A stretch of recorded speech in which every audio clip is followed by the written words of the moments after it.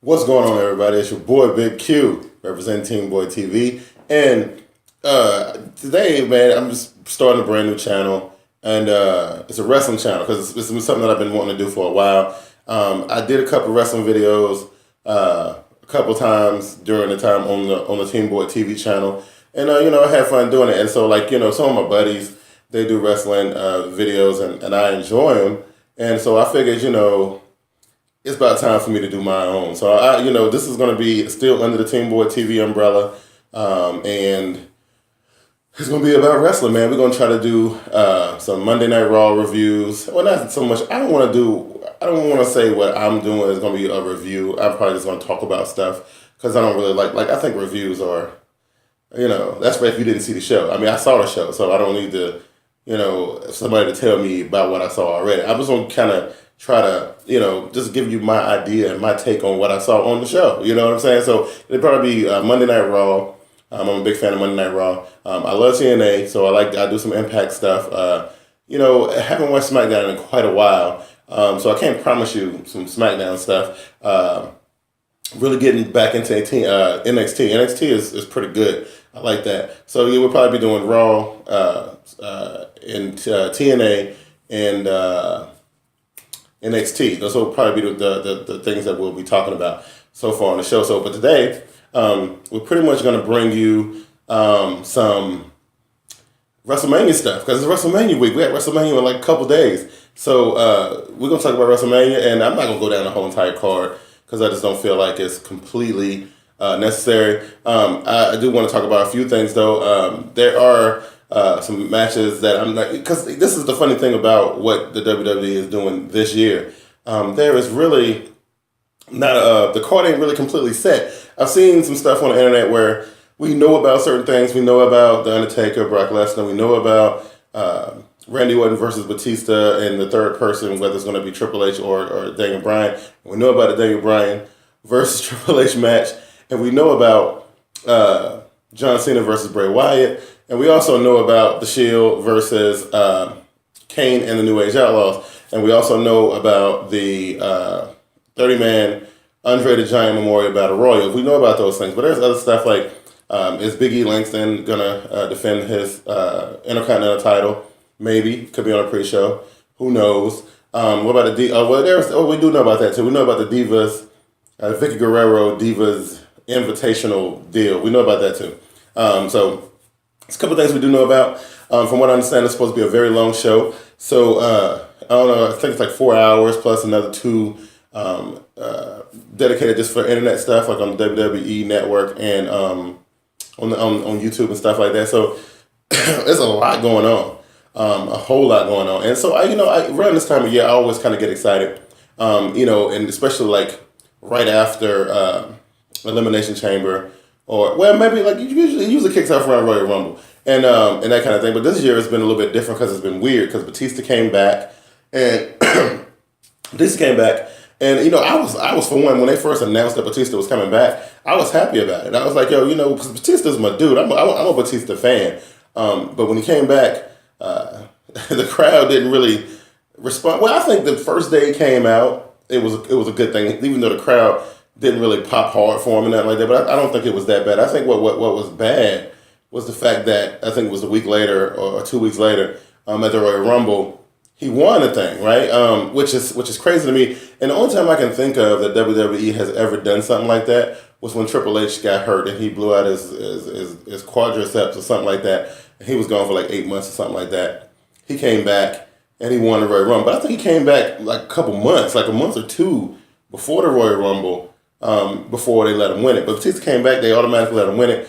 People did not like that at all, especially since, Daniel Bryan wasn't even in the Royal Rumble, you know what I'm saying? So that put a bad taste in people's mouth. And then of course you had, Randy Orton still walking around with the title. People wasn't really feeling him too. You know what though, I'm going to say this.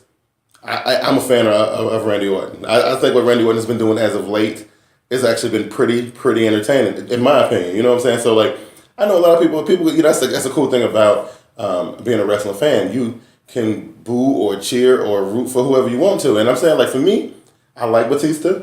I like Randy Orton. Now, the whole thing about the movie with Batista and how they wanted him to stay a good guy for the movie, promo and stuff. And then, so basically now we got a main event in the WrestleMania that's a heel versus a heel, which a lot of people saying it's going to be boring, which, when you think about it is. And I think that's the reason why we saw them give us the match on Raw, because it was originally the WrestleMania main event, which was Batista versus Randy Orton for the WWE World Heavyweight Champion. I got to get used to saying it. The WWE World Heavyweight Championship. But then they just did it on Raw. But it wasn't for the title.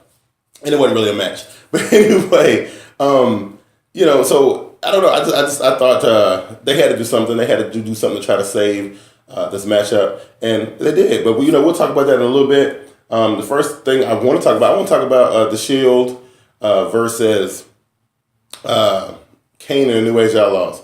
We'll talk about that one.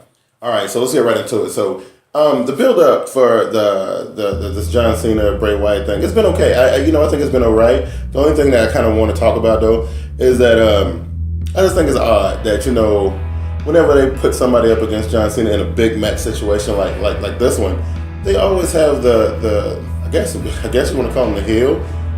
Even though I think us as the audience, we kind of look at Cena as the heel. I don't know. You know what I'm saying? But I don't know how you want to do it. But anyway, the guy that they put up against Cena in these situations is always saying stuff that we've been saying. Like, the whole, being force-fed by John Cena's crap and the colorful T-shirts and this, that, and the third. All the things that people say about John Cena, they have that guy say, right? And it makes you almost think that, they listen to what we say, but they ignore what we say. You know what I'm saying? Like, they hear it, but they don't really care because John Cena is their guy, and no matter what you think, they still gonna make him your guy. So I don't know. The only thing, I think the build for it was good. Bray Wyatt has been spectacular throughout this whole entire thing. And Luke Harper, oh my goodness. The last 2 weeks, man, this dude just came alive. I mean, this is, they got Luke, becoming a little bit more animated. If they can get, Eric, but, he's still hiding behind the mask and stuff like that. He can't really say much. But I don't know. I just think that, the whole Wyatt dynamic is really, really awesome. I do think that the confrontation, though, between Cena and Bray, it doesn't feel as big and it's the same as when, they had the whole entire Wyatt family going against the Shield, which I thought was really big, and they should have saved that one for WrestleMania. But whatever. My thoughts on the match. It's like, I really don't really care. You know what I'm saying? Because the only thing I really, really care about is that Bray Wyatt have to win this match. I think I would be upset if they let John Cena win. I think I would even be upset if the match got, it had some weird finish where it wasn't a clear winner, and I think I would be upset about that too. I don't think I would like that. The only thing I would be satisfied with was seeing Cena win the match is Cena just went full-blown, straight-up bad guy heel in that match. Somewhere in the middle of that match, he just kind of flipped the switch, and they kind of wanted to make it, like a double flip like they did with Austin and who was Austin going against? I can't remember who he was going up against at one of the WrestleManias. It was a double flip, and it was good. I liked it. That's acceptable. If they do that, then I'm okay with Cena winning that match. But if they don't do that, then I think Bray has to win the match. That's just my take on it. So then we move on, and we talk about the Shield versus Kane and the New Age Outlaws, which this story is kind of, I don't like it at all. I think it's kind of stupid. The only thing I think that is really good about it is that it kind of shows, gave us a chance to really see the Shield, see what would happen if they were to go full babyface, right? The whole, flipping out on Kane a couple weeks ago on Raw, beating him down and stuff, that was awesome. I fully enjoyed it. I just think that, these guys, they're so good in the ring that they should have put him in the ring with some better competition. I think this is just going to be a spot fest. I think, you're just going to see the Shield jumping all around the ring and stuff. And, and I think Kane and the New Age Outlaws, their whole job is to take all these bumps for the Shield, because that's what it looked like it's going to be to me. I think at the end of the day, because that's what it looked like it's going to be to me. With Rollins, Reigns, and Ambrose, the things that they can do in the ring, and with the veteran team being able to handle that kind of stuff in the ring, I think it'll make for an entertaining match. And, and I think the Shield should go over, but if they don't, I will still be cool with it. The outcome of that match doesn't really matter all that much to me, but I think it's gonna be a good match though. I'm looking forward to seeing that one. So that's that. I'm looking forward to seeing that one. I'll say about that match, and then we can go into the Daniel Bryan versus Triple H. Now the build for this one has been great. You know what I mean? It's been awesome, except for the fact that they kept Bryan off TV pretty much for the last 2 weeks. I mean, like he was off TV completely 2 weeks ago, and then he came on at the very end on this week's Monday Night Raw, which was cool. You know what I'm saying? But I think the whole dynamic between him and Triple H is fantastic. I think the build up was been awesome. The only thing is the question I got for you guys though is everybody talking about how badly they want to see Daniel Bryan get this push and how badly they want to see him be champion. I'm just trying to think is what do we really like to see? Do we like to see Daniel Bryan trying to chase this goal and keep getting shut down every single time? Or what's going to happen when he gets the belt, though? When he wins the title, finally, I mean, then what are we going to cheer for? What's going to happen? You know what I mean? See, that's what I'm afraid of. I'm thinking that, if they go forward and eventually they're going to have to get the title back to him. Eventually. It's just that I think the last time that he had the title, I think he had the title twice. Didn't he have the WWE title one time? I think he had the World Heavyweight title one time. He was just a boring champion, in my opinion. I'm just saying he was. So honestly, like I said, I appreciated every second of the build-up. Now here's the part that's going to throw a lot of people off. Everybody got different opinions on this, and most people that I've either talked to or seen videos from or read stories or blogs and stuff on the internet, most people are saying that they want to see, Triple H lose this match and want to see Daniel Bryan get inserted into the main event match, right? And I think that's cool. I think for the most part, I think it'll be an awesome thing because Daniel Bryan finally gets to the match that he wanted and whatnot, and so on and so forth. And excuse me. And I think that's cool. But then when Triple H, like a couple weeks ago, when Triple H said, because at first when Daniel Bryan did the whole Yes Movement, Occupy Raw thing, which by the way was really good TV. I did not see that coming. It was dope. But when he finally broke down and said, yeah, he'd give him the match, and this, that, and the third, I was like, that's cool. You know what I mean? And then then Daniel Bryan was like, yeah, I want the fight for the title too. And I was like, okay, that's cool too. I like that. That's great. All right, But then, I think it was like a week later, he said that Triple H said that he, if he won the match, then he was going to put himself in the title match. Now, see, then that's when I got really interested in this match. Especially when Triple H was in that interview with Michael Cole, and he said that he was going to go into WrestleMania and beat Daniel Bryan and then go into the triple threat match and win the WWE World Heavyweight title just because he had the power to do it. Now that right there caught my attention, because then I was like, you know what? I think that's the route I want to see them take. I want to see them have Triple H win, whether it's on some screwy stuff or not. Like, this is the situation where I don't really care if we get a screwy finish or not. It don't really matter to me. I don't care how Triple H wins the match. I just want him to win the match, right? And then go on in the triple threat match. And I don't care how you win that one either. You know what I'm saying? If Daniel Bryan comes in and interferes, whatever case may be, I don't care. As long as Triple H wins the match and becomes the WWE World Heavyweight Champion and the CEO of the company, I think, this for me, I might be in a minority here, but I like that. I think that is a brilliant idea, and I also like the fact that this is the first time in a long time in WrestleMania where you kind of really don't know what the outcome of the whole show is going to be, and I absolutely love that. I think that's a good reason to want to tune into the show and check it out from the beginning to the very, very end, because you really don't know. So those were the first two matches a couple matches that I want to talk about, and then we're gonna go and we're gonna talk about the big two matches. We're gonna talk about the Undertaker versus Brock Lesnar, and then we're gonna actually talk about the actual championship match.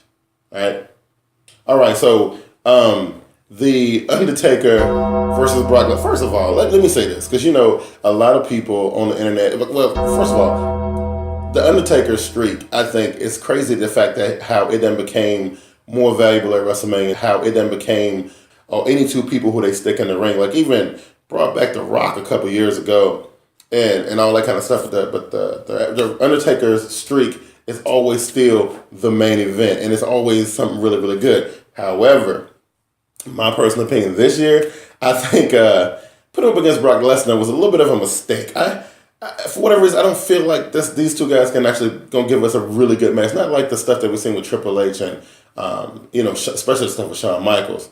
Even Randy Orton's match against Undertaker was really good. You know what I mean? Like, I don't know. I can't see Brock being able to pull that off. And the fact that Undertaker is a little old, and I kind of feel like he's a little brittle. Maybe he's not. Dude might be tougher than whatever. But it's just, I don't know.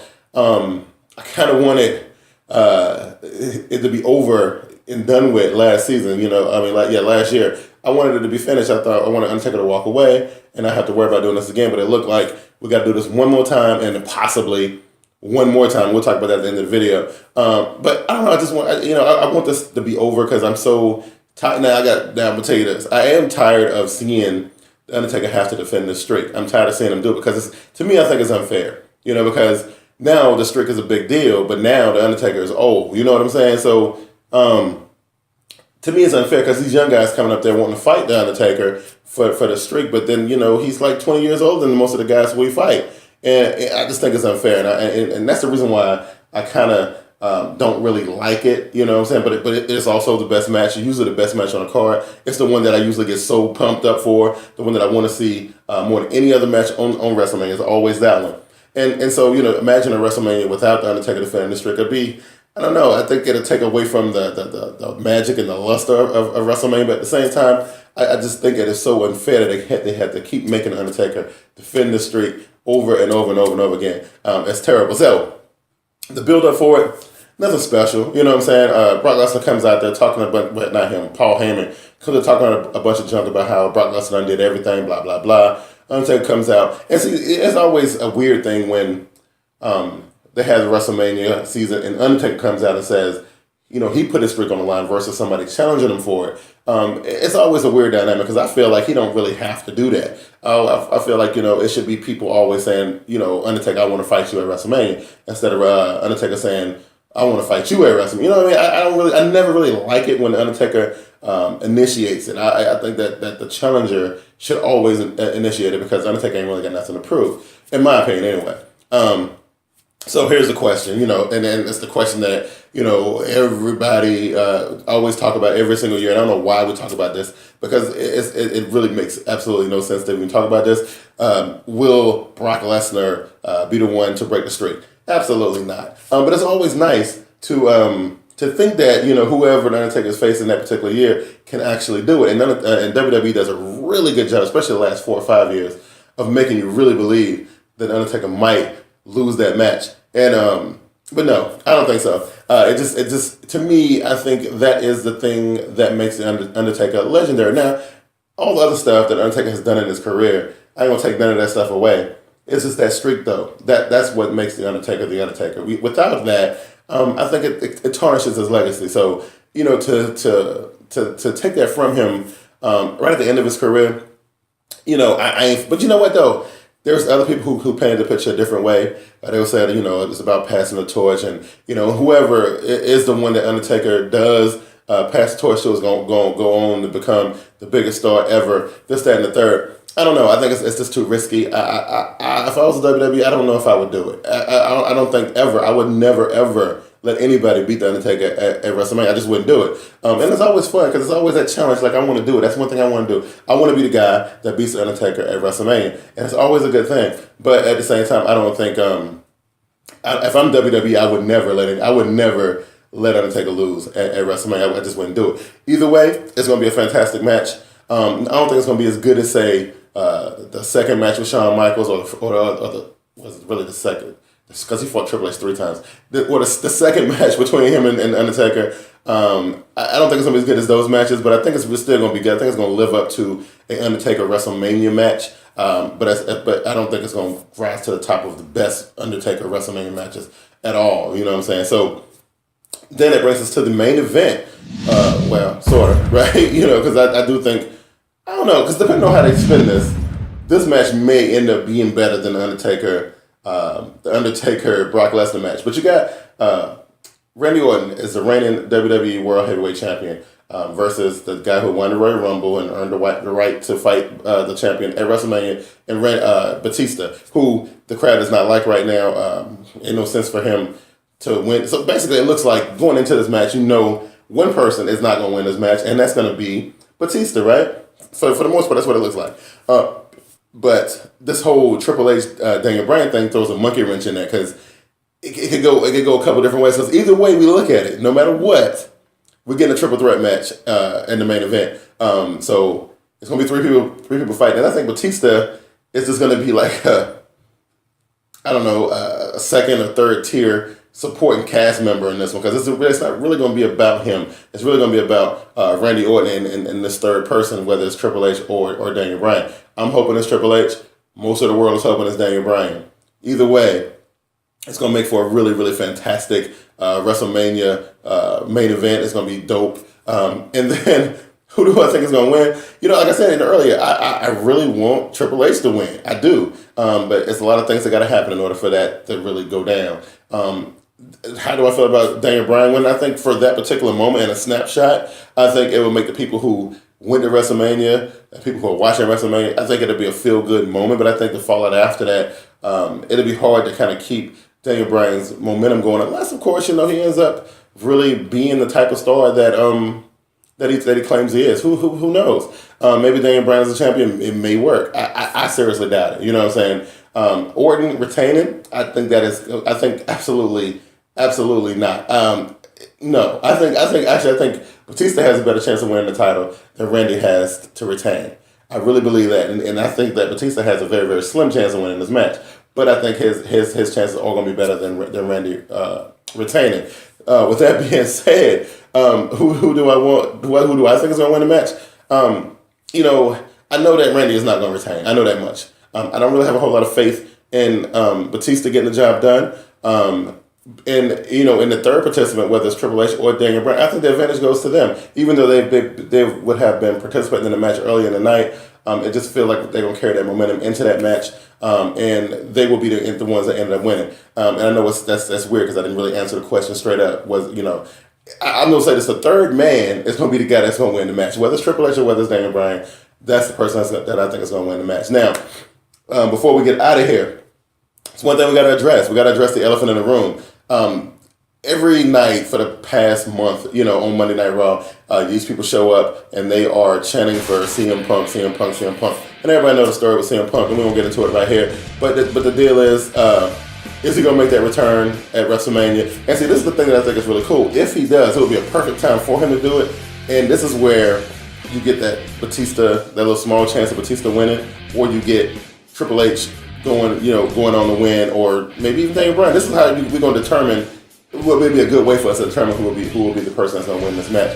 If CM Punk come in somewhere, either whether it's in the Triple H versus Daniel Bryan match, or whether it's in the main event.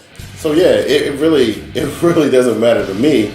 I'm just thinking that I think that especially after listening to people ask Stone Cold Steve Austin this same question on his podcast, which I think is absolutely awesome.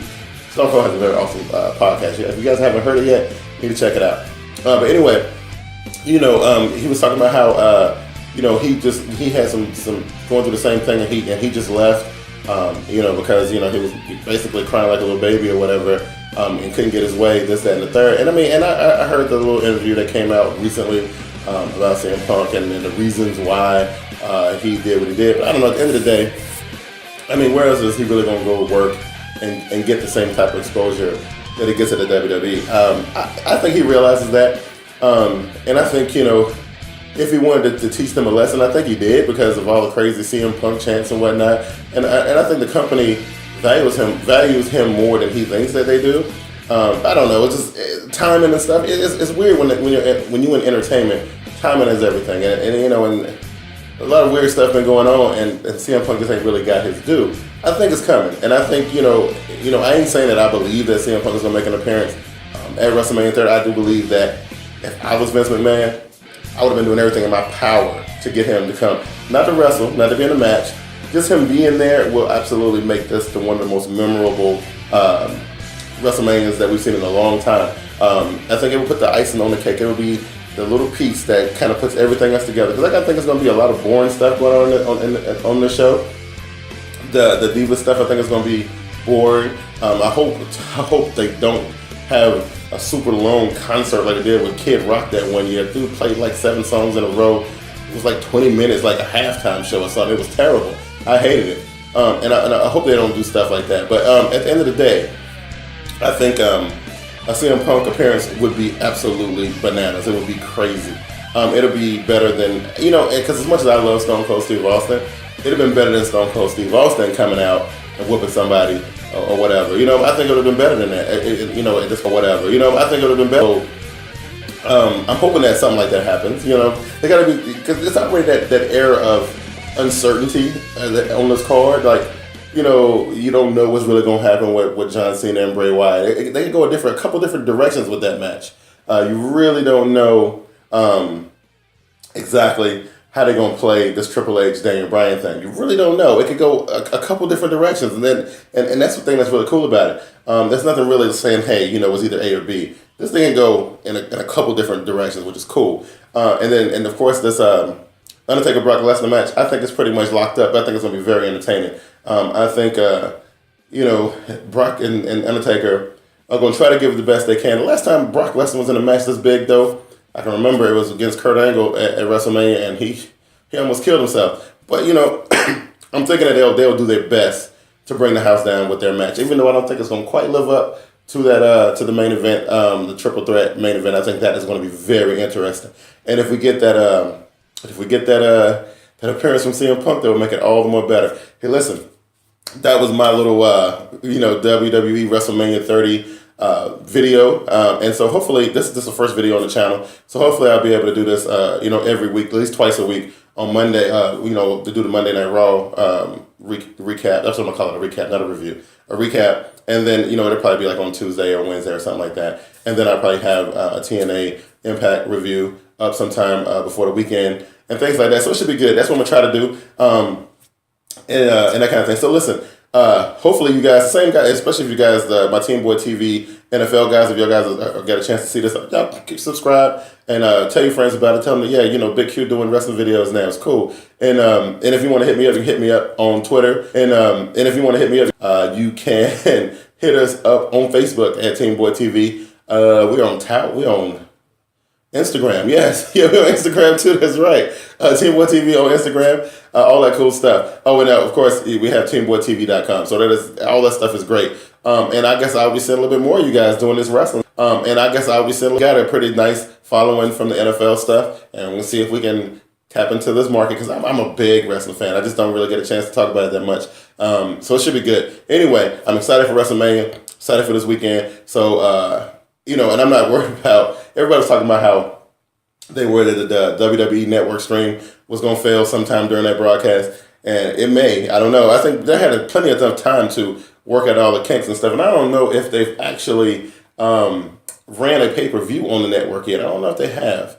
Because what we had, because it launched a couple days after, what's the last pay-per-view? Elimination Chamber, right? Or was it? Yeah. So they haven't had a pay-per-view on it yet. So we'll see how it works out. But they've ran all kind of stuff on there. They had multiple Raws on there and stuff like that. So the live programming seemed to be fine. I'm not worried about it though, because I won't be watching WrestleMania from the WWE Network. I'm one of them kind of guys that got my other ways of watching the show, but I'm not worried about it. So my source is good, so I'm straight. You know what I mean? Anyway, so next time, man, I'm your boy Big Q, TeamBoydTV, and I will see y'all. Peace.